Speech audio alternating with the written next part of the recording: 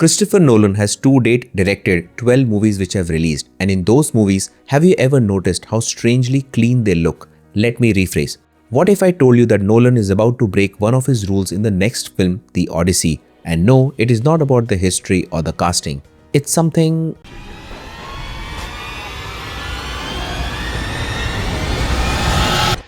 Whenever Nolan announces a new project, we already know the playbook. We know he's going to shoot on massive IMAX film cameras. We know he's going to prioritize practical effects over green screens to the point where he will crash a real airplane or recreate a nuclear test just to get the shot. And we know he's somehow going to mess with our own perception of time. So when rumors started swirling that he might be tackling Homer's The Odyssey, the internet immediately started making the same exact jokes. People are asking how he's going to practically build a Cyclops or if he's actually going to sink a real Greek fleet in the middle of the Mediterranean Sea. We are all obsessed with how the guy who practically detonated a bomb for Oppenheimer is going to pull off a world full of mythological monsters and angry gods without relying heavily on CGI. We used pretty much every technique in the book on this movie. We try to do our job, which is to get as much in camera before they have to kind of add that little bit extra. Visual effects aren't the real problem here.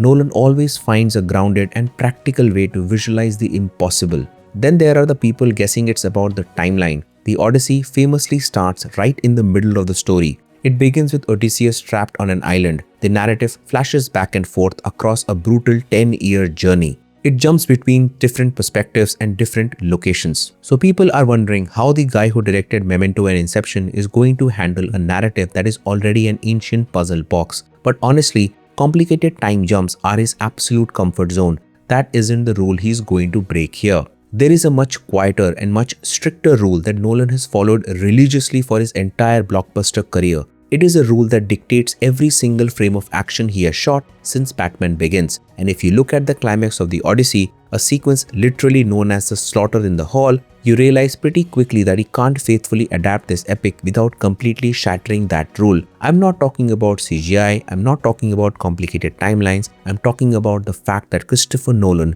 refuses to show realistic violence, one which is mixed with gore and lots of blood. You're goddamn right. Christopher Nolan is the absolute master of the PG-13 action sequence. He uses heavy sound design and kinetic framing so you feel the physical impact of the violence without ever seeing the messy reality of it. And while the majority of his movies have that rating, The Odyssey, like Oppenheimer, is an R-rated movie, and it's probably because of the ending, which isn't some polite sword fight but instead a locked door execution. So how exactly does a director who absolutely shows no gore on screen film one of the most brutal and intimate executions in literary history without ruining his streak? To understand why this is going to be such a massive challenge for him, you have to look closely at his formula. And here we go.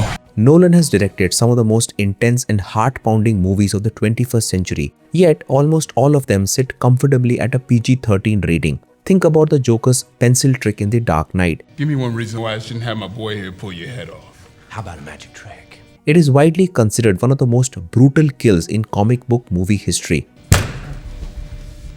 I'm gonna make this pencil disappear. But if you actually go back and watch it frame by frame, you don't see a single drop of blood. You don't see the pencil enter the eye, you see the setup, you hear a sickening thud, and you see the body violently slam onto the table. It's gone.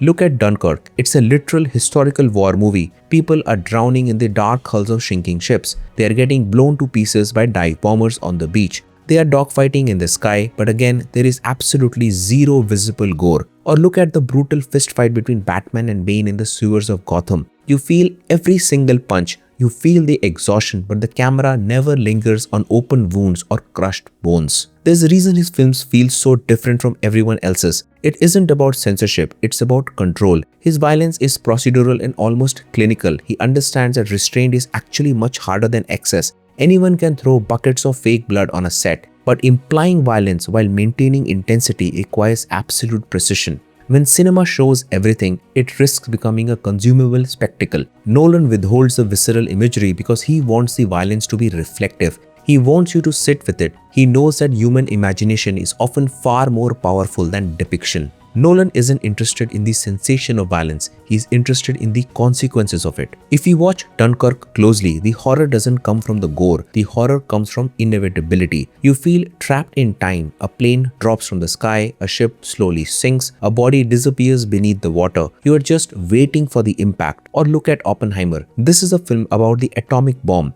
It's one of the most devastating weapons ever created, and yet Nolan refuses the spectacle of destruction. In the aftermath of the bombings, there are no lingering shots of ruined cities. There is no indulgent imagery of physical suffering. Instead, we see faces, we see silence, we see shock. The violence becomes entirely psychological. The damage isn't just broken bones, it's broken ethics. The real violence is what happens to the systems and the morality of the people involved. And for 20 years, this formula has worked flawlessly. It keeps his age ratings down, that keeps his box office potential massive, and honestly, it creates a much more clinical and psychological form of tension. But here is where this upcoming release runs into a massive roadblock: the slaughter in the hall. The slaughter in the hall isn't a sprawling battlefield skirmish where you lose the violence in a chaotic mud and smoke. It isn't a quick assassin's trick where you can cut away to the next scene. It's a slow, methodical, and deeply personal execution. And the Nolan formula, as perfect and refined as it is, wasn't built to handle what Odysseus is about to do to those men. To truly grasp the screenwriting and directorial nightmare this poses, you have to look at the structural weight of this climax in Homer's original text. From a screenwriting perspective, the entire epic is a 20-year build-up to this exact room. This isn't two rival armies meeting on an open battlefield with rules of engagement. This is a home invasion turned inside out. For 2 decades, Odysseus has been fighting, bleeding, losing his men, and suffering the wrath of the gods just to get back to his family. And for the last several years of that agonizing journey, over 100 arrogant and entitled noblemen have occupied his house. They have been draining his wealth and slaughtering his livestock. They have been plotting to murder his teenage son, and they have been constantly and relentlessly harassing his wife Penelope. I want you to choose me. Ithaca's king is coming back.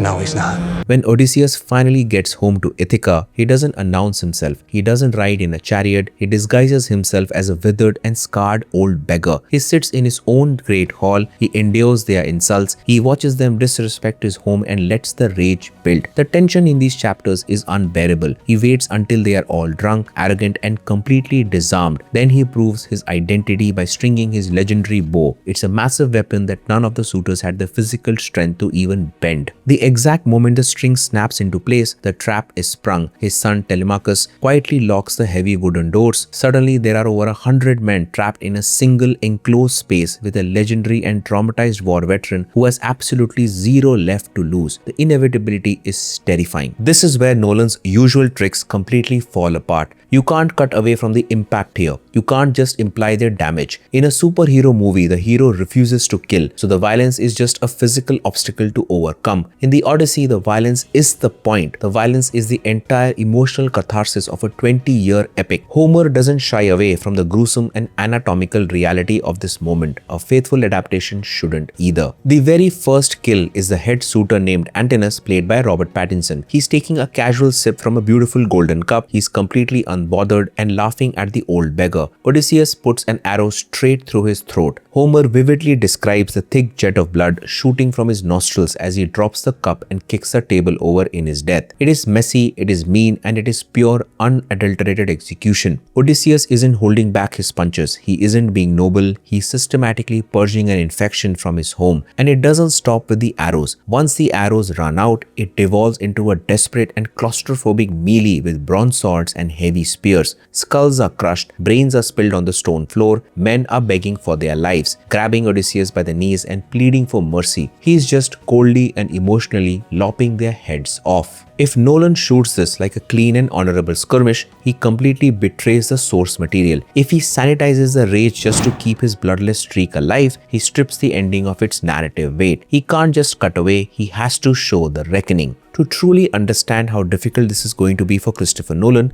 let's look at how other master Hollywood filmmakers might handle this exact same script. If you were to hand this sequence to a director like Quentin Tarantino, We know exactly what that climax would look like. We have seen the sheer, hyper-stylized kinetic rage he brings to the screen in films like Kill Bill and Django Unchained. If Tarantino were directing the slaughter in the hall, you would get the blood. You would get the visceral, messy, primal catharsis of a man tearing through his enemies. Tarantino's camera would live in the gore. He would force the audience to look directly at the physical toll of revenge, highlighting the brutal, almost darkly comedic excess of Odysseus reclaiming his territory. The violence would be the front and center, unapologetic and completely over the top. Or think about how Denis Villeneuve would approach it. Villeneuve is the absolute master of the heavy, atmospheric, slow burn epic. If the director of Dune and Sicario handled this, the focus would be on the poetic tragedy of the betrayal. His camera would linger on the shadows, the atmospheric tension, and the tragic inevitability of the slaughter. He would frame the violence not as a fist-pumping triumph, but as a dark, sorrowful necessity that permanently damages the soul of the hero. And if you gave it to someone like Chad Stahelski, the mastermind behind the John Wick franchise, you would get a masterclass in tactical close quarters combat. Stahelski would shoot Odysseus not as a raging animal, but as the ancient world's most highly trained assassin systematically clearing a room. The violence would be swift, brutal, highly choreographed, and relentlessly efficient, an ancient version of Gung Fu played out with bronze swords and heavy spears. But Christopher Nolan is fundamentally not any of these filmmakers. His approach to cinema is clinical, precise, and highly controlled. He doesn't do messy, hyper-violent catharsis like Tarantino, he doesn't do slow burn, poetic sorrow like Villeneuve, and he doesn't do tactical, stunt-heavy combat worship like Stahelski. He does cold, calculated, large-scale spectacle. How does a clinical director who refuses to show gore deliver on a climax that fundamentally requires an animalistic bloodbath? He has to find a loophole in his own cinematic language of violence. I think that loophole is going to force Nolan to step away from the action genre entirely. He will have to pivot deeply into psychological horror. He isn't going to show us a glorious or heroic battle. He's going to show us a massacre strictly from the perspective of the prey. Think about the physical characteristics of the cinematography in a Nolan film. He loves to shoot large format IMAX films. IMAX lenses have a naturally shallow depth of field. This means the subject in the foreground is in incredibly sharp and hyper detailed focus, while the background falls away into a beautiful and isolating blur.